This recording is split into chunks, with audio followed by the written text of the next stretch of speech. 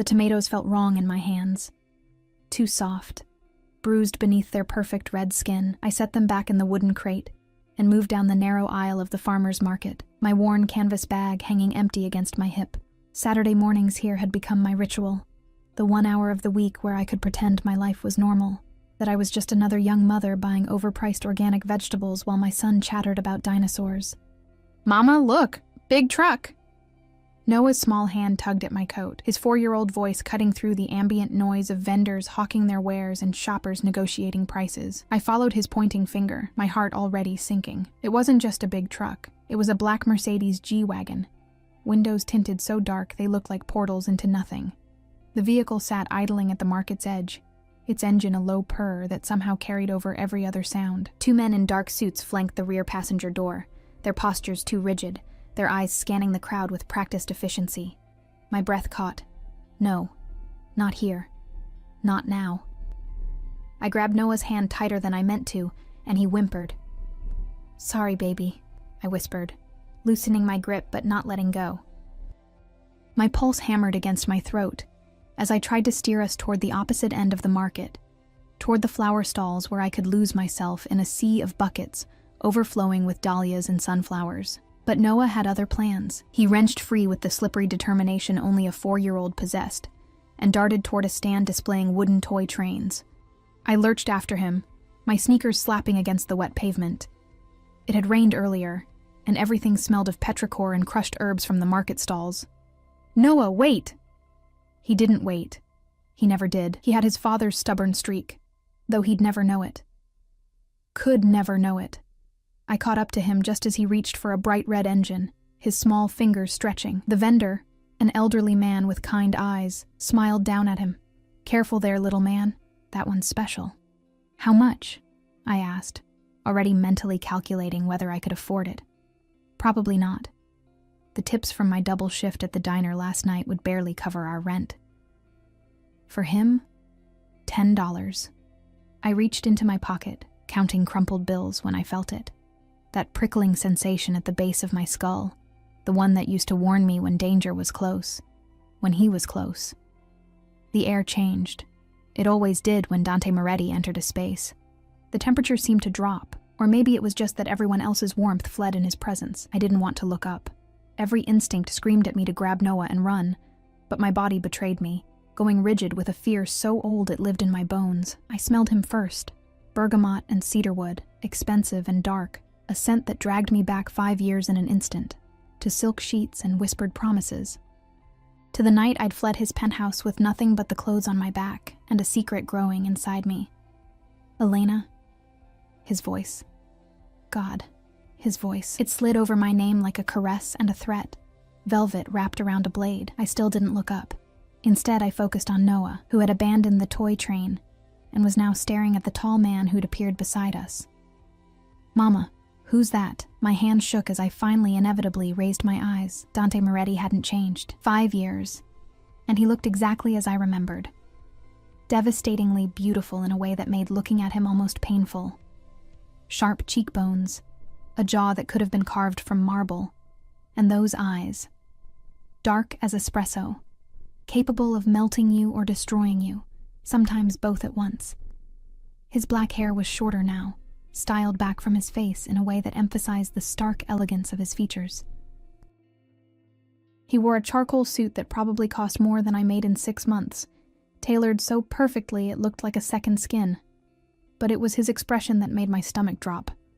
He wasn't looking at me. He was looking at Noah. "Who's this?" Dante asked, and his voice had gone soft, dangerous soft, the kind of soft that preceded violence. "No one," I said too quickly, stepping between them. "We were just leaving." Noah peeked around my legs, fascinated. Children didn't understand danger the way adults did. They didn't see the predator beneath the expensive suit, the killer hiding behind that beautiful face. "I'm Noah. I'm 4.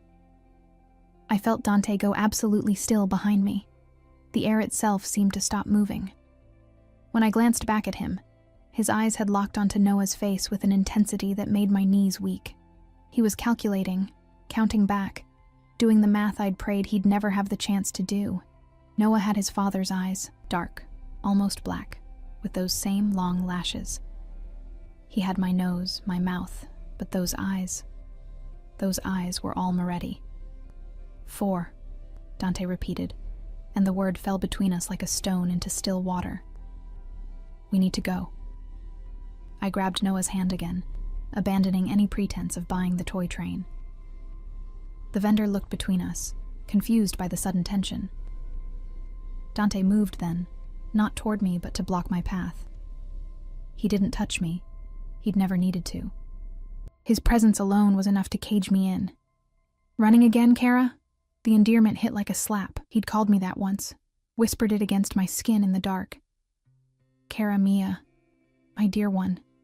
Before I'd discovered what he really was, before I'd seen the blood on his hands. I'm not running. I'm leaving. There's a difference. Is there? He tilted his head, and something flickered in his eyes. Hurt, maybe, buried deep beneath layers of ice. You're good at leaving.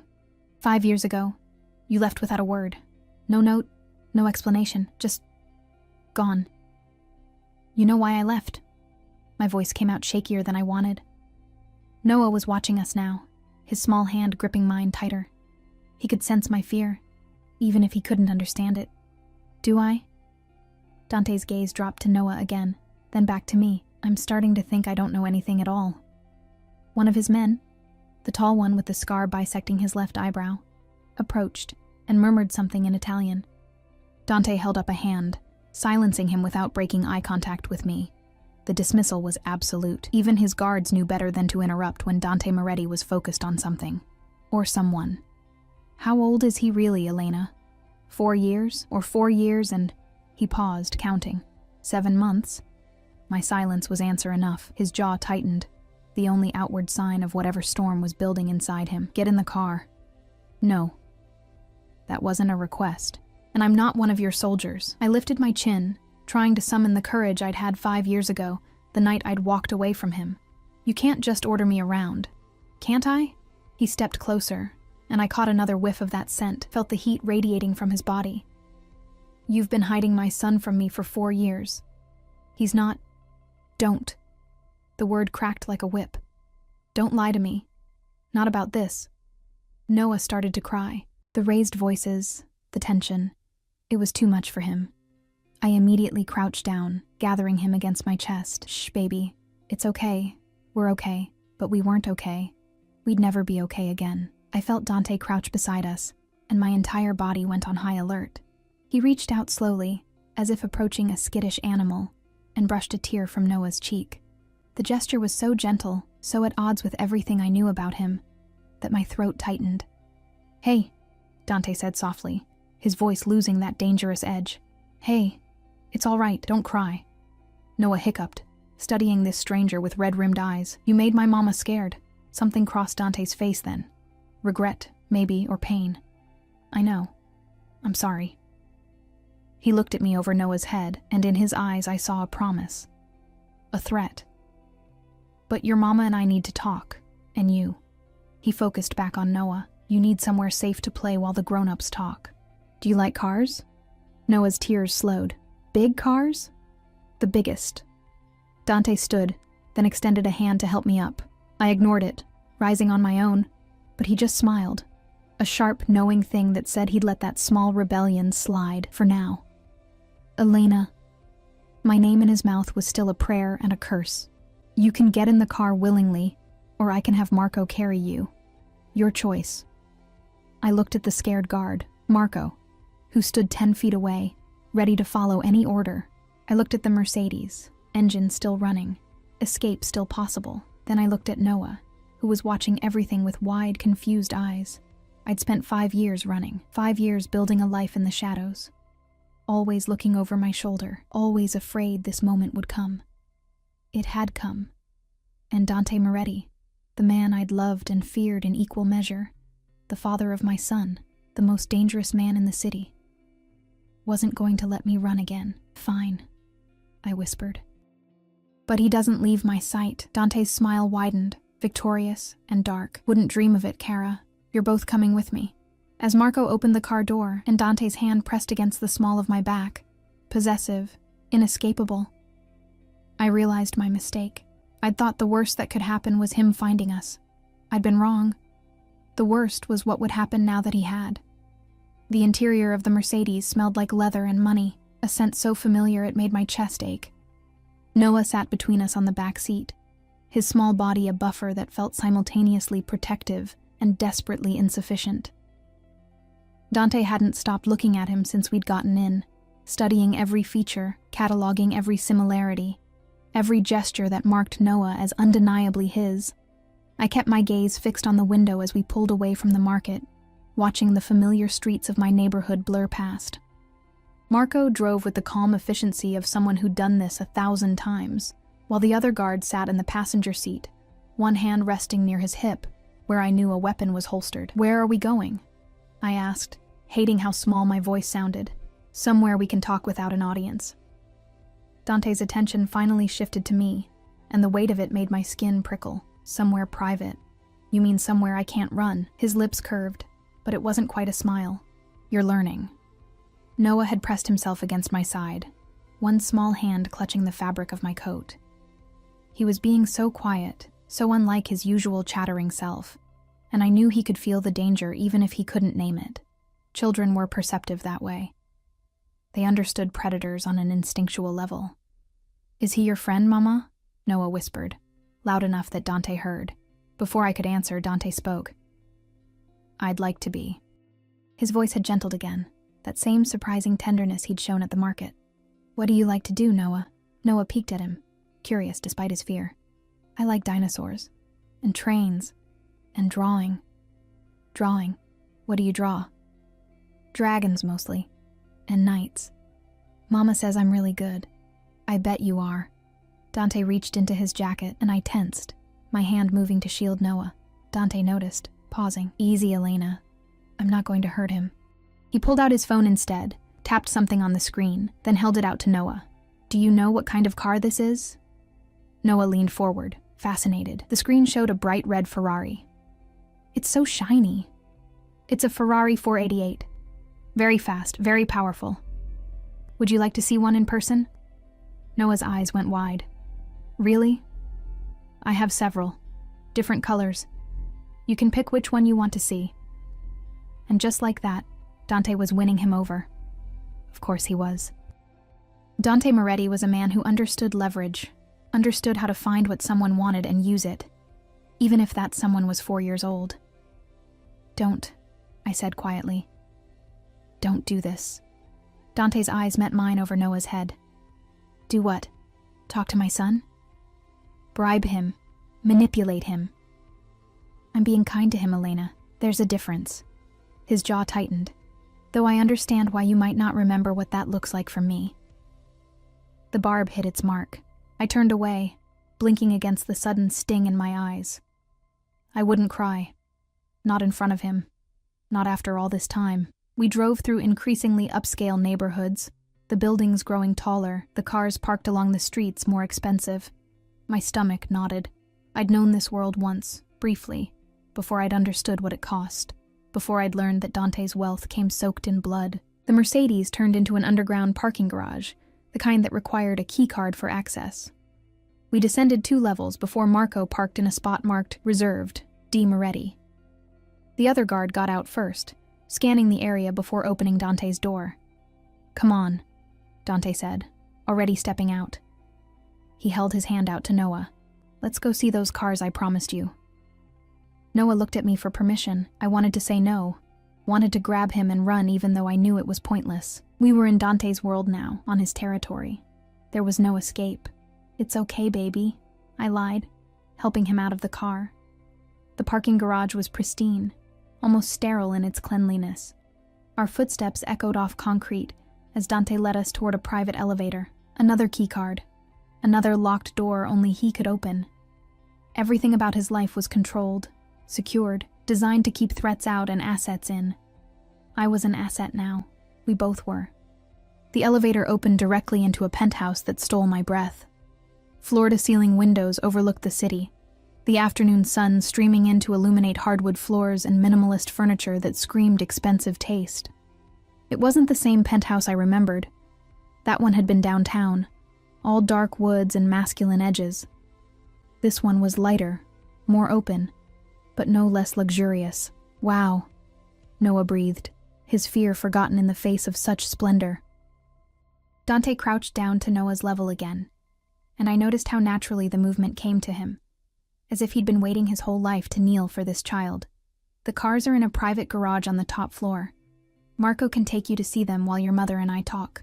Would you like that? Can Mama come too? Soon, I promise.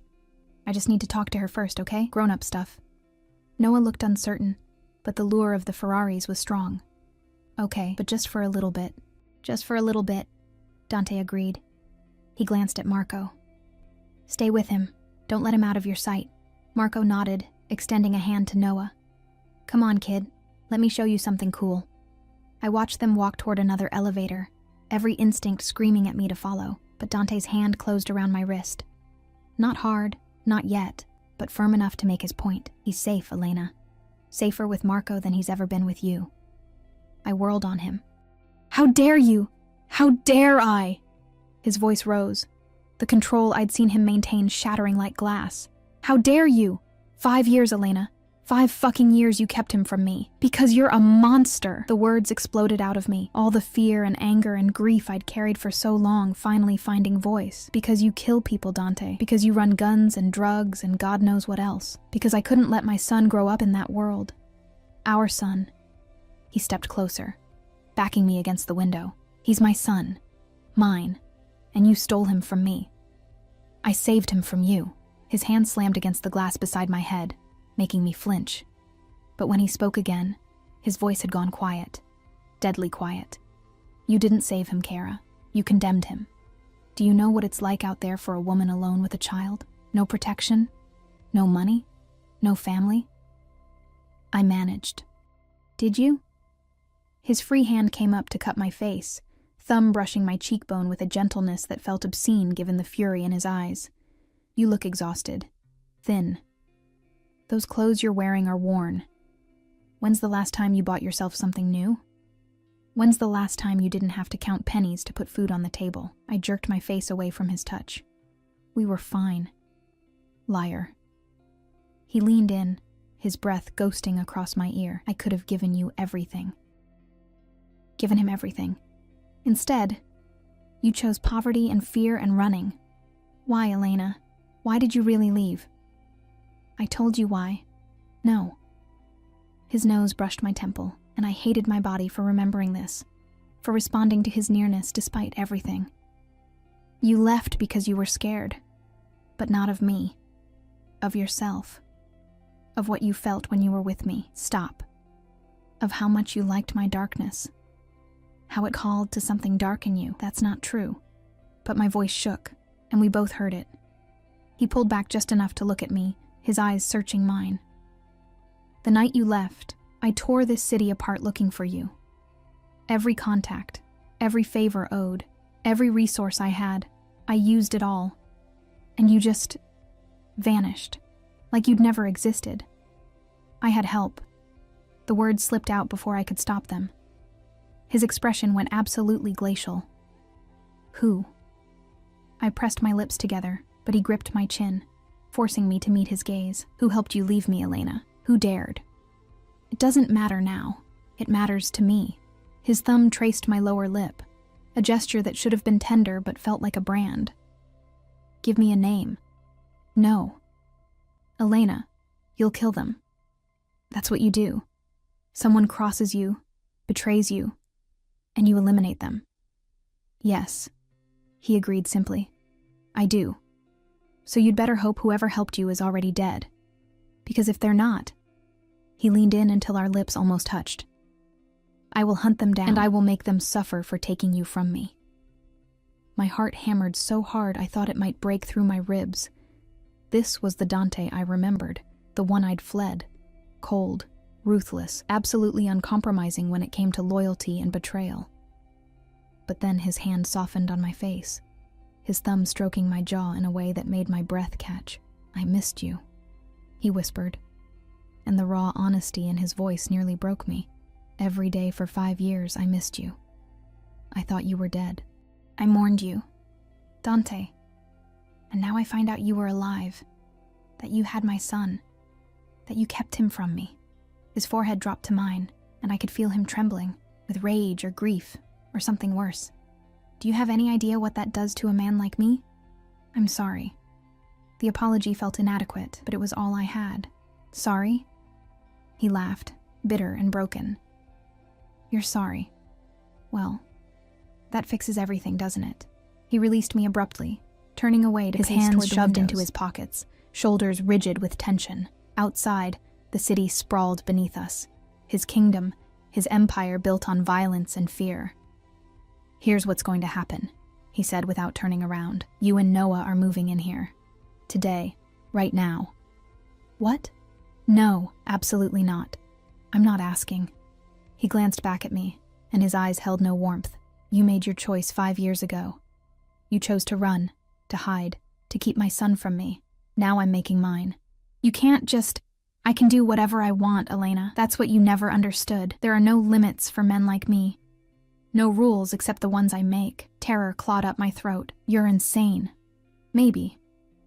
He turned fully to face me, and the smile on his lips was pure predator. "Or maybe I'm just a father who wants to know his son. A man who wants back what was stolen from him. I'm not a possession. Aren't you?" He crossed the distance between us in 3 strides, caging me against the window again. "You were mine once. You wore my marks, slept in my bed, moaned my name. And then you left. But you know what, Kara? You never stopped being mine. You just forgot for a little while." His hand splayed across my stomach, right where our son had grown, and I gasped. The touch burned through my thin shirt, possessive and claiming. "This body gave me a son. You think I'd ever let you go after that?" "Please," I whispered, hating the plea in my voice. "Please don't do this. Too late." His lips brushed my ear. "You came back into my life today. You and Noah both. And I don't give back what's mine." The elevator dinged, and we both turned to see Noah running out, his face flushed with excitement. "Mama! Mama! I saw the red one and the yellow one, and there's a black one that Marco says goes really, really fast." Dante stepped back, his expression transforming instantly into something warm, almost gentle. "Did you like them?" "They're so cool." Noah ran to him without hesitation, grabbing his hand. "Can we see them again?" "Anytime you want." Dante's fingers closed around Noah's small hand, and the gesture was so protective, so inherently paternal, that my eyes burned. "In fact, this is your home now. You can see them whenever you like." Noah's head whipped toward me. "We're staying here?" I opened my mouth to say no, to explain that this was temporary, that we were leaving as soon as possible. But Dante's eyes locked on mine, dark and absolute, and I saw the promise there. If I fought him, he'd win. He always won. If I ran again, he'd find me. And this time, he wouldn't be gentle about bringing me back. "Yes, baby," I heard myself say, the words tasting like ash. "We're staying." Noah cheered, already running off to explore the massive living room. Marco followed at a discreet distance, a silent shadow ensuring his safety. Dante stepped close again, his hand finding the small of my back. "Good girl," he murmured, and the praise felt like poison and honey mixed together. "I knew you'd see reason. I hate you," I whispered. "I know." His lips brushed my temple. "But you'll learn to love me again. You and Noah both. I'll make sure of it." And as the sun set over the city, turning the windows into sheets of gold and crimson, I realized I'd traded one prison for another. This one was just more beautiful. The first week in Dante's penthouse passed in a strange, surreal blur. Noah adapted with the resilience only children possessed, treating the entire situation like an extended adventure. He'd claimed one of the guest bedrooms, a space larger than our entire old apartment, and filled it with toys that appeared as if by magic. Expensive building sets, art supplies, books about dinosaurs and space. Dante had made one phone call, and by the next morning, the room looked like a toy store had exploded. I, on the other hand, felt like a ghost haunting rooms too beautiful for someone like me. Dante had assigned me the master suite, insisting he'd take another room down the hall. "Until you're ready," he'd said, and the implication hung heavy between us. Ready for what? To share his bed again? To pretend the last 5 years hadn't happened? It was Tuesday afternoon when everything shifted. I was in the kitchen, a massive space with marble countertops and appliances I was afraid to touch, attempting to make Noah's lunch. The housekeeper, a quiet woman named Rosa, had tried to take over, but I'd waved her away. I needed something normal, something that reminded me I was still myself, and not just another pretty thing Dante had collected. Noah sat at the breakfast bar, swinging his legs and coloring a picture of what he claimed was a robot dragon, his tongue poked out in concentration, dark eyes focused on staying within the lines. The elevator doors opened, and I knew without looking that Dante had returned. The air changed when he entered a space, grew heavier, more charged. I heard his footsteps, heard Marco's quieter ones following behind. "Dante!" Noah scrambled off his stool, running to him with the easy affection he'd developed over the past week. It terrified me, how quickly he'd attached himself to his father, how naturally Dante had slipped into the role. "Hey, Piccolo." Dante caught him, lifting him up with an ease that spoke of growing practice. "What are you making?" "A robot dragon. See? It has fire breath and lasers. Formidable combination." Dante's eyes found mine over Noah's head, and something in his expression made my stomach drop. "Elena, we need to talk. Rosa can watch Noah for a bit. I'm right in the middle of... Now, please." The steel beneath the politeness was unmistakable. I set down the butter knife I'd been using to spread peanut butter, wiping my hands on a dish towel. "Noah, baby, stay with Rosa, okay? But Mama..." "I'll be right back, I promise." Dante set Noah down, ruffled his hair, then gestured toward his office, a room I'd avoided all week. I followed, awareness prickling down my spine. Marco stationed himself outside the door as it closed, and the click of the lock felt ominous. The office was pure Dante. Dark wood, leather furniture, a desk that probably cost more than a car. But it was the wall of monitors behind his desk that caught my attention. Security feeds, dozens of them, showing various locations throughout the building and beyond. "Sit."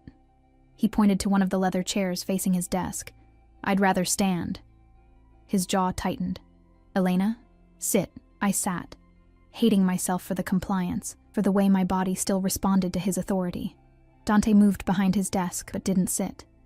Instead, he braced his hands on the polished surface and leaned forward, his eyes boring into mine. "I need you to tell me about Noah's father." My heart stopped. "What?" "The man you told Noah was his father, the one whose name is on the birth certificate." His voice was conversational, almost casual, but I heard the danger underneath. "I want to know everything. There is no..." "Don't." The word cracked like a gunshot. "I've had my people looking into your life for the past week.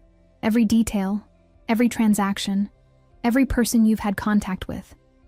And I know you filed the birth certificate listing a Thomas Mitchell as the father. Dead, conveniently, from a car accident 3 months before Noah was born. Blood drained from my face. You had no right. I have every right." His hand slammed on the desk, making me flinch. "He's my son, my blood, and you put some dead stranger's name on his birth certificate. I had to." I shot to my feet, anger overriding fear. What was I supposed to do, Dante? Put your name?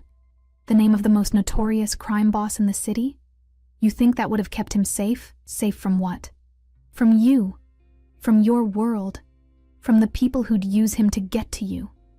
Silence fell, thick and suffocating. Dante stared at me, his chest rising and falling with barely controlled fury. Then, slowly, his expression shifted into something worse than anger. Understanding.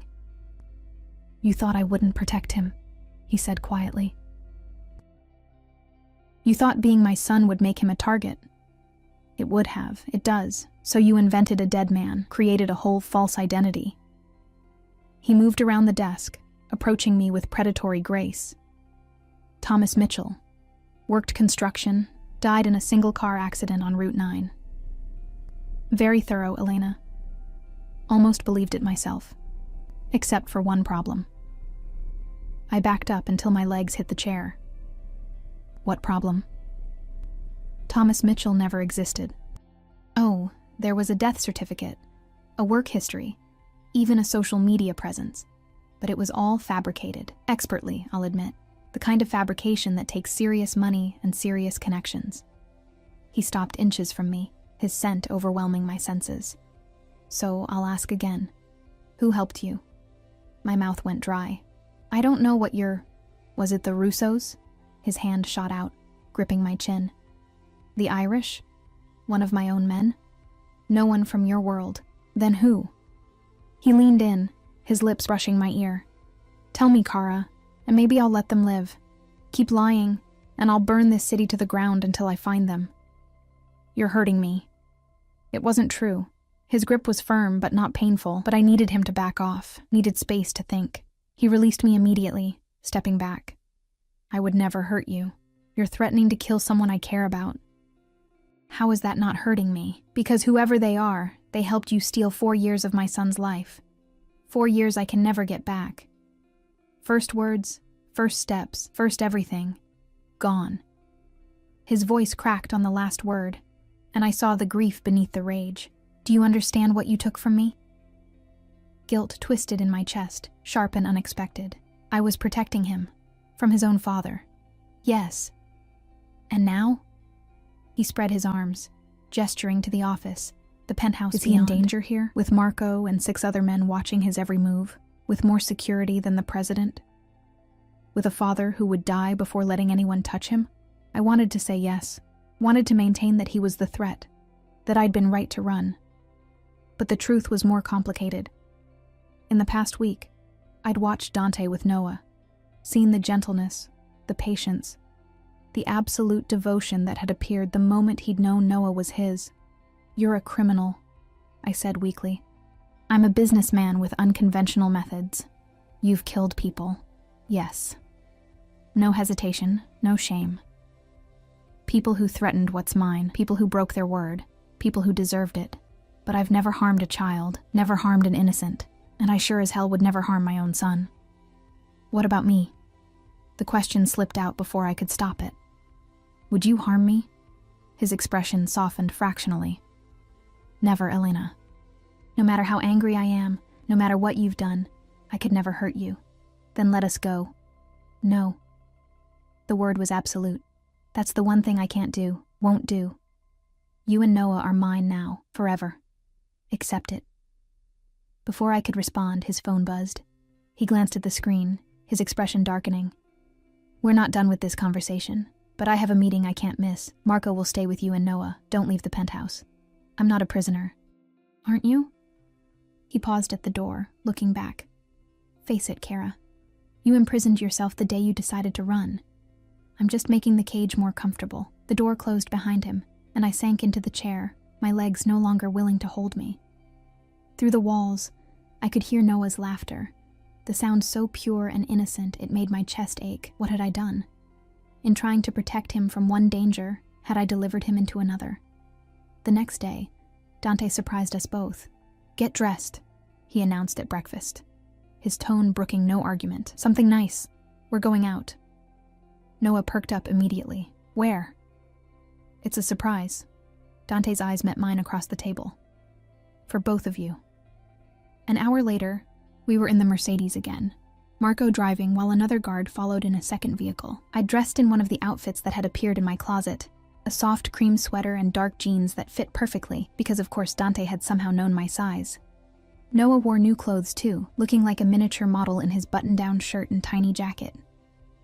We drove to the upscale part of the city, past boutiques and galleries I'd never been able to afford.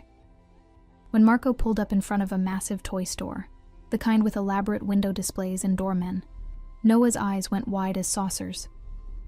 Are we really going in there? He breathed. We are. Dante unbuckled him, lifting him out. And you can pick anything you want. Anything? Anything.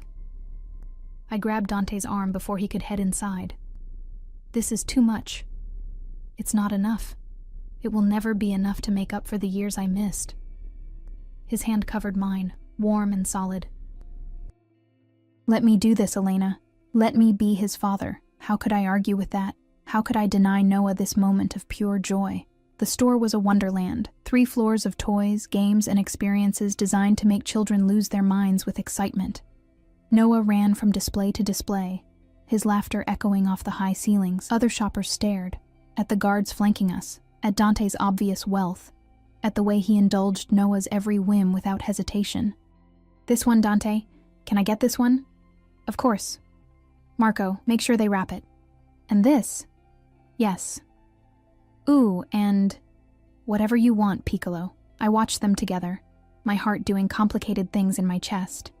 Dante was patient, attentive, genuinely interested in Noah's rambling explanations of why each toy was essential, and Noah was blooming under his father's attention like a flower finding sun. On the third floor, while Noah was distracted by a massive train set, Dante pulled me aside into the book section. "You're spoiling him," I said, trying to maintain some maternal authority. "I'm loving him. There's a difference." He picked up a picture book, studying the cover. My father never took me to toy stores, never played with me. He was building an empire, and children were inconvenient. "Dante, I won't be like him, Elena. Noah will know he's loved. He'll know he's wanted." His eyes found mine. "Even if his mother hates me for it, I don't hate you." The admission felt dangerous. "No?" He set the book down, stepping closer. "Then what do you feel?" "I don't know anymore." It was the truth. 5 years ago, I was terrified of what you were, what you did, terrified of loving you anyway. And now I'm still terrified, but for different reasons. His hand came up to cup my cheek, thumb stroking across my skin. "What reasons?" "Because Noah loves you already, because I can see you're good to him, because maybe..." I swallowed hard. "Maybe I was wrong about some things, not everything," he admitted quietly. "I am what you thought I was, Elena. I do terrible things, but never to my family, never to the people I love. Do you love him? Truly? More than my own life?" The conviction in his voice was absolute. From the moment I realized he was mine, everything changed. My priorities, my plans, everything. He's my son, my heir, my heart walking around outside my body. "What about me?" I whispered. "Where do I fit in this new world of yours?" Dante leaned in, his forehead resting against mine. "You're the mother of my child. That makes you untouchable, sacred. No one will ever harm you, disrespect you, or question your place at my side." "That's not the same as loving me." "No," he agreed. "It's more complicated than that. I loved you 5 years ago, loved you so much it nearly destroyed me when you left. And now..." His breath ghosted across my lips. "Now I don't know if what I feel is love or obsession or something darker. Dante, but I know this. You're mine. You've always been mine, and I'm never letting you go again." Before I could respond, Noah came running around the corner, dragging a store employee behind him. "Mama! Dante! They have a whole section of dinosaur stuff. Come see?" The moment shattered. Dante pulled back, his mask of controlled politeness sliding back into place. "Lead the way, Piccolo." As we followed Noah deeper into the store, I felt the weight of Dante's words settling over me like a shroud. "You're mine." Present tense, absolute, unchangeable. I'd thought running would save us. Instead, it had only delayed the inevitable. Dante Moretti didn't lose what belonged to him. And whether I liked it or not, I belonged to him now. We both did. 3 weeks into our new life, and the cracks in my resistance were starting to show. It began with small things, the way Dante would leave fresh flowers on the kitchen counter every morning. Peonies, always peonies, because he remembered they were my favorite. The way he'd rearranged his entire schedule to have breakfast with Noah, reading him stories while I pretended not to watch from the doorway. The way his hand would find the small of my back when we walked, possessive but somehow reassuring. I hated that I was getting used to it. Hated that some mornings I woke up and forgot, just for a moment, that this wasn't real, that we weren't a real family. Thursday evening brought everything to a head. Dante had insisted on taking us to dinner at an exclusive restaurant, the kind with no menu, where the chef decided what you ate based on some mysterious culinary intuition. Noah was excited about the fancy dinner, dressed in a little suit that made him look heartbreakingly grown up. I wore a black dress that had appeared in my closet, simple but elegant, the kind of thing that whispered money rather than shouted it. Marco drove us, as always, with 2 additional cars following. The security was constant, oppressive, a reminder that we lived in Dante's world now, where danger was always lurking just beyond the tinted windows. The restaurant occupied the top floor of a historic building, all exposed brick and Edison bulbs and waiters who moved like dancers. The maitre d' greeted Dante by name, ushering us to a private corner table with a view of the city lights. "This is so cool," Noah whispered, eyes wide as he took in the elegant surroundings. "Only the best for my family." Dante's hand rested on Noah's shoulder, and the word family hit me like a physical blow. We were halfway through the first course, some delicate fish preparation that melted on the tongue, when she walked in. I felt Dante tense before I saw her. That immediate shift from relaxed to alert, the way his eyes tracked movement across the restaurant. I turned to look and immediately understood. She was stunning. Tall, with honey blonde hair that fell in perfect waves past her shoulders, wearing a red dress that hugged curves most women would kill for. But it was the way she moved that caught attention. Confident, sensual, deliberately provocative. Every man in the restaurant watched her cross the floor. She was heading straight for our table. "Dante," she purred, her voice like silk and smoke. "It's been too long." "Valentina." His tone was flat, devoid of warmth. "I'm having dinner with my family." Her eyes flicked to me, dismissive, then to Noah with barely concealed surprise. "Family? How domestic." "Not really your style, is it? People change." His hand moved under the table to grip my knee, firm and possessive. "Do they?" She laughed, the sound calculated to be alluring. "Remember that week in Monaco? You didn't seem very interested in domesticity then." My stomach clenched. Monaco. I'd run away 6 months before whatever had happened in Monaco. 6 months into my pregnancy, alone and terrified, while Dante had been... what? Moving on? Replacing me? That was a long time ago. Dante's voice held a warning edge. And not appropriate conversation for right now. "Oh, come on. I'm sure you're..." She paused, eyes raking over me with obvious disdain. "Companion understands that you had a life before her. She's not my companion. She's the mother of my son." Each word dropped like a stone. "And you need to leave. Now." Valentina's perfect smile faltered. "Dante, don't be like this. I just wanted to say hello." "You've said it. Marco." The guard appeared as if summoned by telepathy, his presence making Valentina take a step back. She shot me one last venomous look before turning on her designer heels and stalking away. The silence at our table was deafening. "Who was that?" Noah asked, confused by the tension. "No one important, Piccolo." Dante's hand was still on my knee, his grip almost painful now. "Just someone from my past. She was pretty. Not as pretty as your mama." The compliment should have warmed me. Instead, it felt hollow. Because Valentina had been beautiful, sophisticated, exactly the kind of woman who belonged in Dante's world. And I was... what? A waitress wearing a borrowed dress, playing at being someone I wasn't. I excused myself to the bathroom, needing space to breathe. The restaurant's restroom was as elegant as everything else, marble and gold fixtures and an attendant who handed me a linen towel. I stared at my reflection, seeing the cracks forming in the facade I'd been maintaining. The door opened behind me. I expected another diner, but got Dante instead. "This is the women's room," I said, not turning around. "I don't care." He locked the door, and suddenly the spacious bathroom felt tiny. "Are you all right?" "Fine." "Elena, look at me." I met his eyes in the mirror. "What do you want me to say, Dante? That it doesn't bother me to meet one of your conquests? That I don't care you were with other women while I was pregnant with your child?" "I didn't know you were pregnant. Would it have mattered?" The question came out sharper than I intended. "You clearly moved on just fine."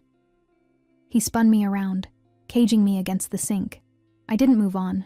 I tried to forget." "There's a difference." "Is there?" Valentina meant nothing. None of them did. They were bodies, distractions, desperate attempts to stop thinking about you for 5 goddamn minutes. His hands framed my face, forcing me to look at him. But it never worked. Every woman I touched, I saw your face. Every night I woke up reaching for you. "Don't." My voice cracked. "Don't do this." "Do what? Tell you the truth?" "You want honesty, Elena? Fine. Yes, I slept with other women after you left. Dozens of them. Trying to fill the hole you left behind. trying to prove to myself that you weren't special, that I could replace you. His thumb traced my lower lip. Want to know what I learned? I couldn't speak, couldn't breathe. That no one tastes like you, no one sounds like you, no one fits against me the way you do. His forehead pressed to mine. You ruined me, Kara. Completely and utterly ruined me for anyone else. Dante, and now you're here, in my home. Sleeping 20 feet from my bed, and it's torture.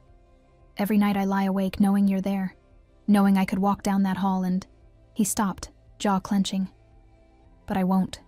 Not until you want me to. Not until you ask. I won't ask. Won't you?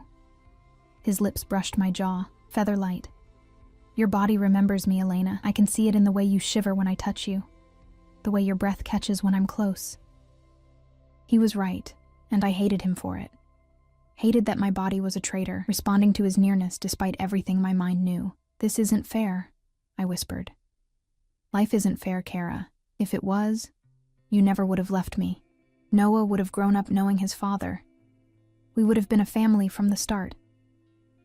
His hand slid down to my waist, pulling me flush against him. But we're here now, and I'm done pretending I don't want you. Done acting like you're just Noah's mother and nothing more. What are you saying? I'm saying I want you back. In my bed, in my life, in every way that matters. His nose traced the column of my throat, and I felt his breath hot against my skin. I'm saying I'm in love with you, Elena. Still. Always, despite everything.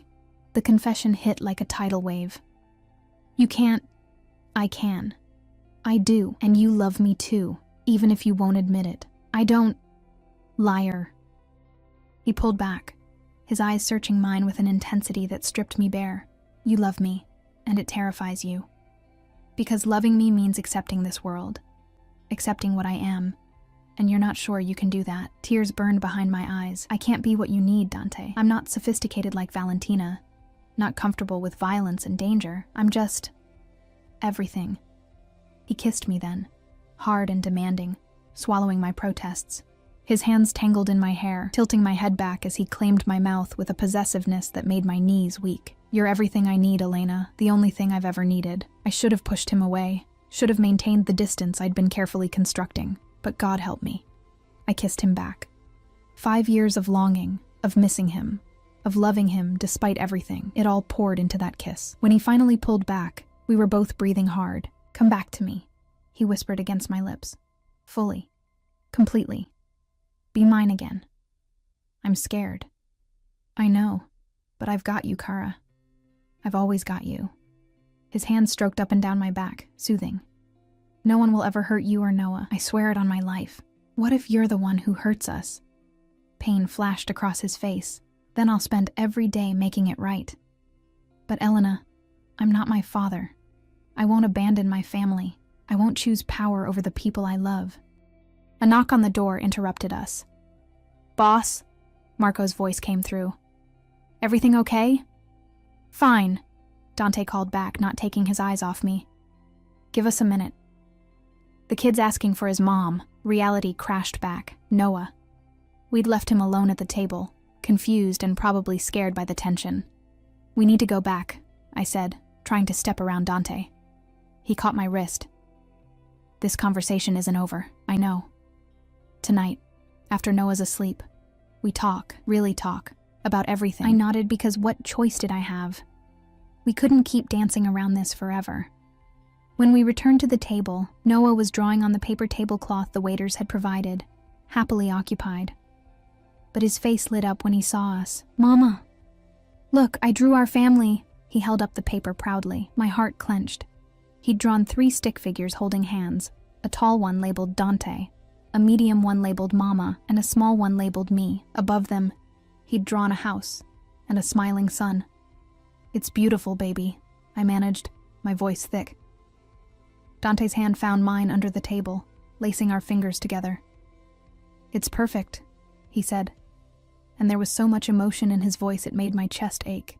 This was what Noah wanted, a family, a father and mother who loved each other, who loved him.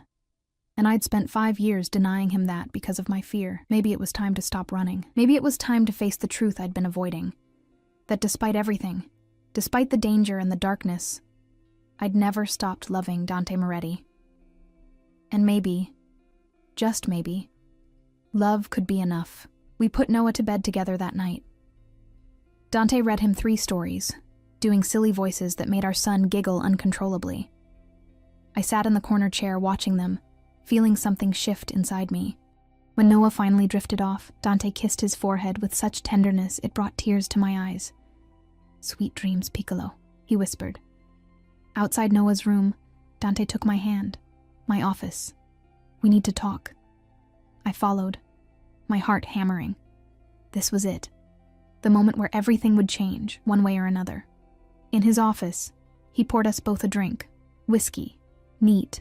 The good stuff he kept for important occasions. I took the glass with shaking hands. "I need you to understand something," he began, standing by the windows overlooking the city. "My world is dangerous. I won't lie about that. There are people who'd hurt you and Noah to get to me. Rivals. Enemies. Ambitious underlings who think they can take what's mine. I know. But..." He turned to face me. "I have more resources, more power, more reach than any of them. The security around you isn't just for show, Elena. It's a fortress. No one gets through. No one even tries anymore because they know what I do to people who threaten my family. What do you do?" I wasn't sure I wanted the answer. His smile was dark. "Things that would keep you up at night, things that ensure the message is clear. Touch what's mine, and you don't just die. You disappear. Your entire organization disappears. Your family, your friends, anyone who knew you, they forget you existed." I should have been horrified, and part of me was. But another part, a part I didn't like to acknowledge, found it reassuring. That Noah and I were protected by someone this ruthless, this absolute in his devotion.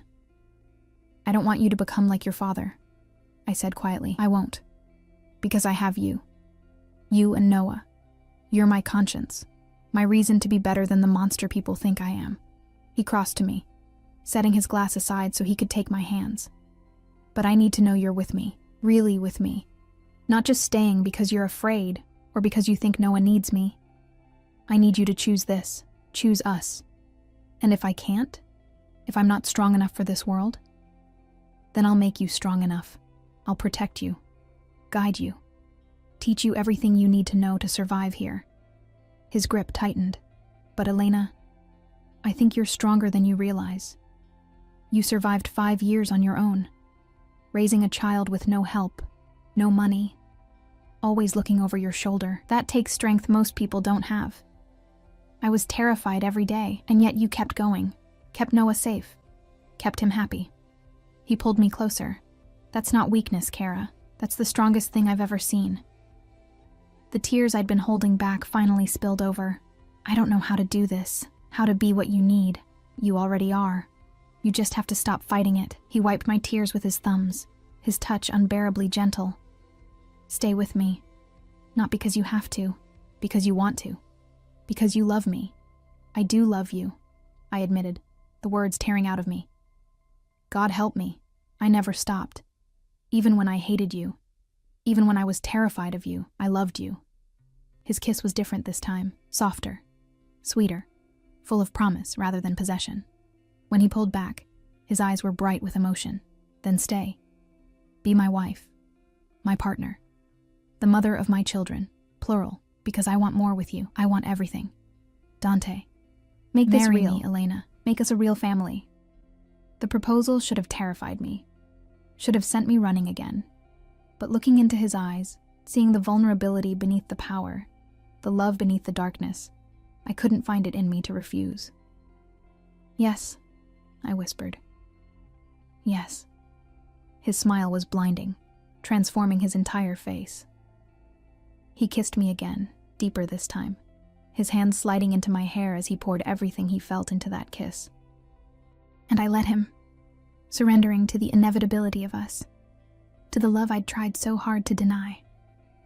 When we finally broke apart, both breathless, he pressed his forehead to mine. "Thank you," he murmured. for giving me another chance, for trusting me with our son, for loving me despite everything. Just promise me something, I said. Anything. Promise you'll always choose us, that no matter what happens in your world, Noah and I come first. Always. The vow was absolute. You and Noah are my world now, Elena. Everything else is just business. And standing there in his arms, surrounded by the evidence of his power and wealth, I finally believed him. I'd spent 5 years running from Dante Moretti. It was time to stop running and start living. The wedding happened faster than I'd imagined possible. But then again, Dante Moretti didn't do anything slowly once he'd made up his mind. 2 months after my acceptance, we stood in a small chapel on his private estate, a property I hadn't even known existed until he'd taken me there to plan the ceremony. The estate sprawled across 50 acres of pristine countryside, far enough from the city to feel like another world entirely. Gardens, a lake, woods where Noah could run and play without fear. This will be our real home, Dante had said, watching Noah chase butterflies through the gardens. The penthouse is for business, but here we can be a family. The chapel was intimate, holding only 30 people, Dante's most trusted men and their families, Rosa and a few other staff who'd become fixtures in our lives, and one surprise guest who'd made me cry the moment I saw her. Sarah, I'd breathed, rushing into my old friend's arms. Did you really think I'd miss this? She'd pulled back, examining me with knowing eyes. Though I have to say, when you disappeared 5 years ago, I didn't expect the next time I'd see you would be at your wedding to the most dangerous man in the city. Sarah had been my roommate before Dante, the one person I'd trusted with pieces of the truth. Not everything. I'd never told her who Noah's father was, but enough that she'd helped me disappear when I'd needed to run. She was the help I'd never named to Dante, and thankfully, he'd accepted her presence without question. He loves me, I'd said, and realized I meant it. Really loves me. I can see that. The way he looks at you. She'd shaken her head, smiling, like you're the only thing in the world that matters. Just be careful, okay? Men like him, their love can be consuming. I know, but I think maybe I need to be consumed. Now, standing in the chapel wearing a simple ivory dress that somehow cost more than my entire previous wardrobe, I watched Dante wait for me at the altar. He wore a black suit tailored to perfection, his hair slicked back, his dark eyes locked on me with an intensity that made my breath catch. Noah stood beside him as ring-bearer, practically vibrating with excitement in his miniature suit. He'd been ecstatic when we'd told him about the wedding, immediately declaring it the best day ever. Marco stood as best man, his usual stoic expression softened with something almost like approval. Other faces I'd come to know over the past months filled the pews. Luca, who headed Dante's security. Antonio, his second-in-command. Maria, Rosa's daughter who'd become Noah's favorite playmate. The pianist began playing, and Sarah squeezed my hand. Ready? Yes, I said, and meant it. I walked down the aisle alone, no father to give me away, no family except the one I'd built. But I didn't feel alone. Dante's eyes never left mine, his expression holding such raw emotion it made my heart ache. When I reached him, he took my hands, and I felt the slight tremor in his fingers. Dante Moretti, the man who faced down rival crime lords without flinching, was nervous. You're shaking, I whispered. I'm terrified, he admitted quietly, his voice for my ears only. Terrified I'll wake up and this will be a dream. Terrified you'll change your mind. I won't. I'm here. I'm yours. His grip tightened. Forever? Forever. The priest began the ceremony, his words washing over us like a blessing. I barely heard them, too focused on Dante's face, on the way his thumb stroked circles on my hand, on the weight of what we were doing. This wasn't just a wedding. It was a claiming, a binding, a promise that went deeper than any legal document. When it came time for vows, Dante surprised me by producing a folded piece of paper from his jacket pocket. I wrote something, he said, his voice rough. I need you to hear this. He unfolded the paper, but his eyes stayed on mine as he spoke. Elena, 5 years ago, I lost you. I thought I'd lost everything that mattered. I became harder, colder, more ruthless than I'd ever been, because if I couldn't have love, I'd have power. If I couldn't have you, I'd have control over everything else. He paused. emotion thickening his voice. But then you came back, you and Noah. And suddenly I remembered what it felt like to be human, to want something more than fear and respect, to want to be worthy of the family standing before me. Tears blurred my vision. Noah reached up to pat Dante's hand, and the gesture made several people in the audience sigh. I can't promise I'll be perfect, Dante continued. I can't promise my world won't be dangerous or complicated, but I can promise that I will love you and our son with everything I have, that I will protect you both with my last breath, that I will choose you every single day over everything else in my life. He folded the paper, tucking it away. You are my redemption, Elena, my second chance. And I will spend the rest of my life proving I deserve you. I was crying openly now, not caring that mascara was probably running down my face. When the priest nodded at me, I realized I was supposed to say my own vows. I hadn't written anything, hadn't prepared. But standing there, looking at the man who'd turned my world upside down twice, the words came easily. Dante, I spent 5 years running from you, from what you made me feel, from the intensity of loving someone like you. I told myself I was protecting Noah, protecting myself, but the truth is, I was just scared. I squeezed his hands, scared of how much I needed you, scared that loving you would consume me, change me into someone I didn't recognize. And now? He asked softly. Now I realize that being consumed by you isn't losing myself. It's finding the parts of me I was too afraid to embrace. The strength, the courage, the capacity to love someone completely, despite their darkness. I glanced at Noah, then back at Dante. You gave me our son.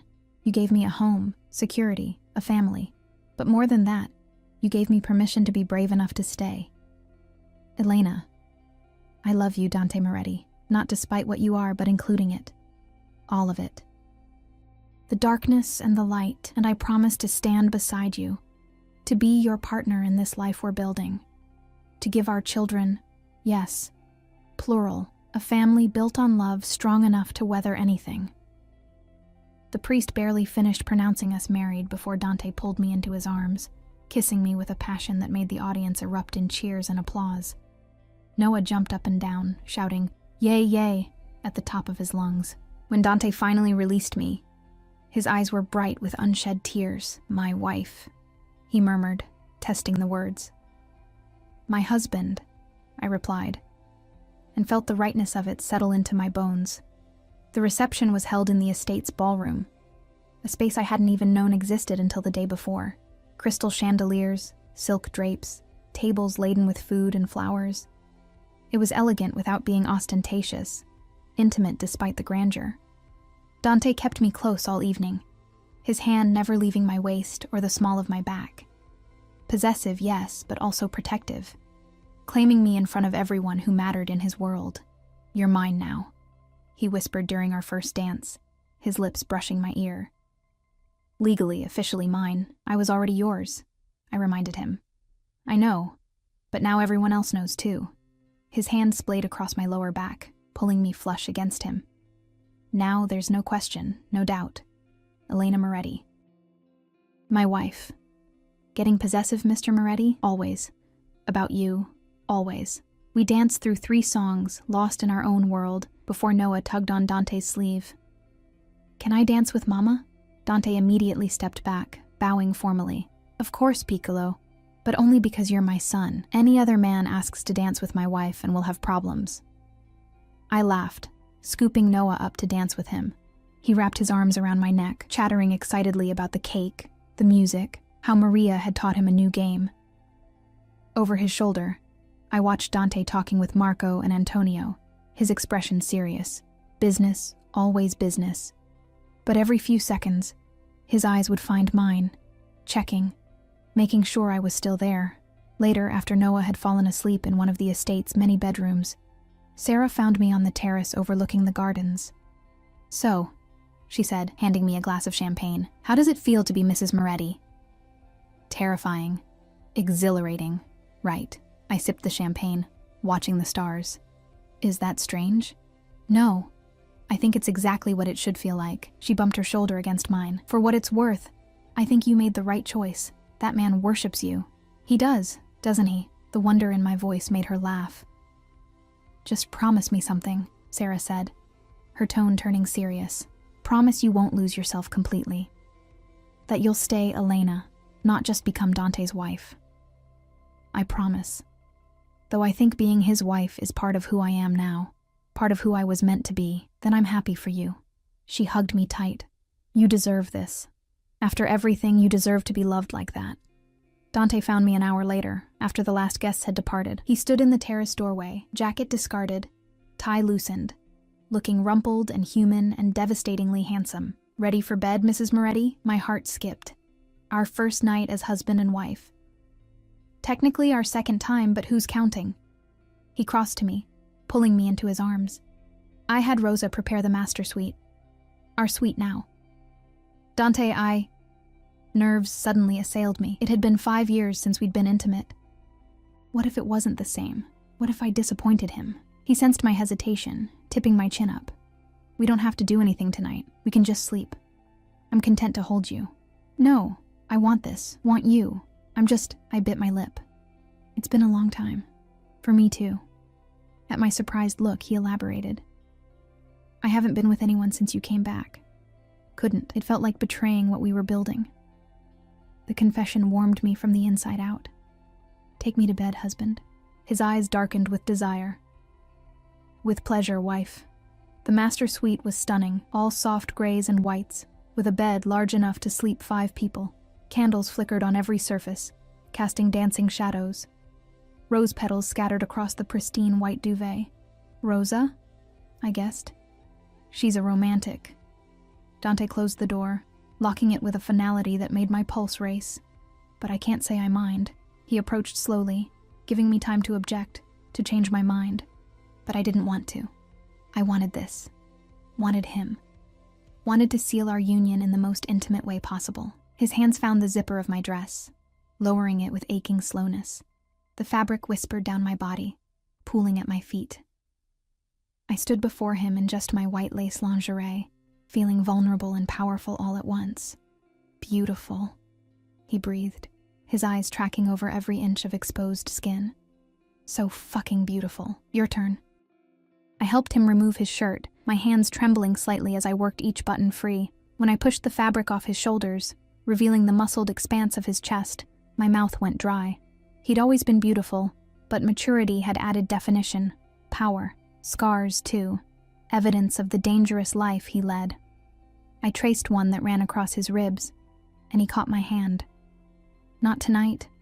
Tonight isn't about my scars or my sins. It's about us, about love. He kissed me then, deep and slow, his hands exploring my body with reverent attention. Every touch was a claim, a promise, a vow beyond the ones we'd spoken earlier. When he finally laid me on the bed, surrounded by candlelight and rose petals, I felt like a bride from some fairy tale. Except my prince was dark and dangerous, and I loved him all the more for it. I love you, he murmured against my skin, his lips tracing paths of fire. My Elena. My wife. Mine. Yours, I agreed, pulling him down to me. Always yours. We made love slowly, tenderly, relearning each other's bodies after 5 years apart. And when we finally came together, it felt like coming home, like finding the missing piece of myself I'd been searching for.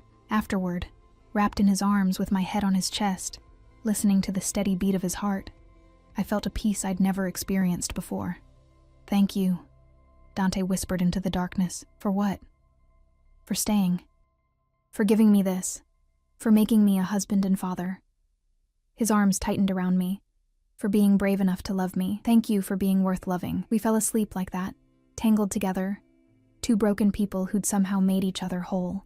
6 months later, I stood in Noah's new bedroom, his third, because he'd insisted on a room for the big kid I am now, watching Dante teach our son how to tie his shoes.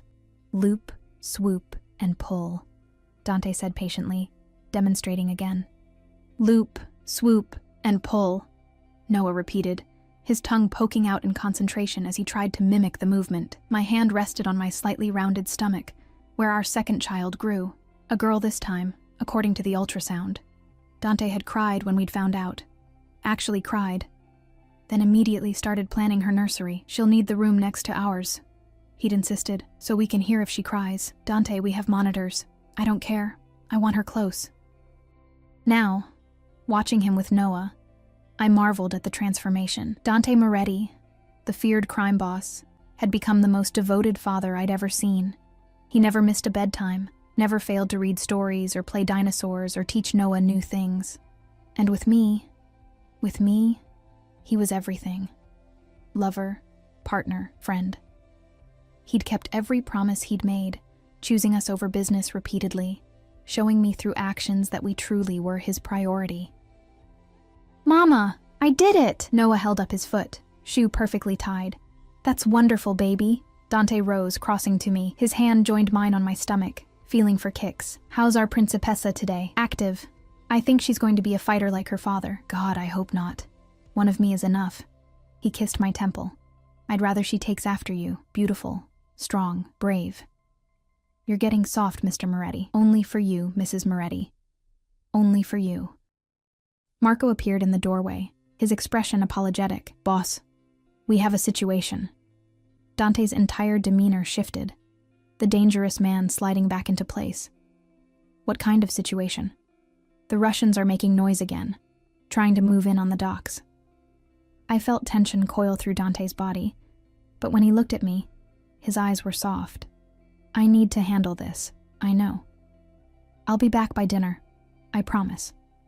Be careful. He kissed me, deep and claiming.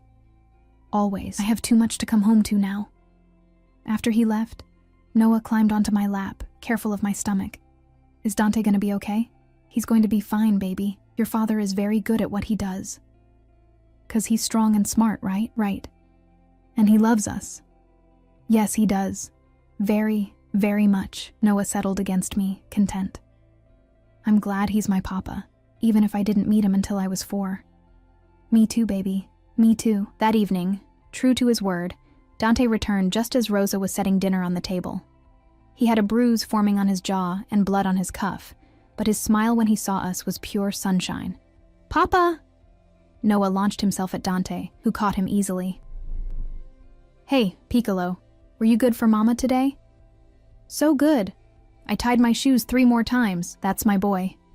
He kissed Noah's head, then set him down to come to me. His hands framed my face, his kiss gentle despite the violence I knew he'd dealt with today. I missed you. You were only gone 4 hours.